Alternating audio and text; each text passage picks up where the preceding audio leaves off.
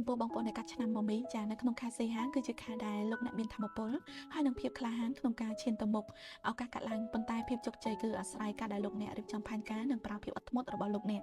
ចំពោះការងារលោកអ្នកអាចមានឱកាសបង្ហាញសមត្ថភាពនិងទទួលបានការកោតសរសើរពីថ្នាក់លើឬក៏អតិថិជនចាហើយសម្រាប់អ្នកដែលប្រកបអាជីវកម្មមានឱកាសទទួលបានអតិថិជនថ្មីឬក៏ដៃគូដែលជាមនុស្សមានសក្តានុពល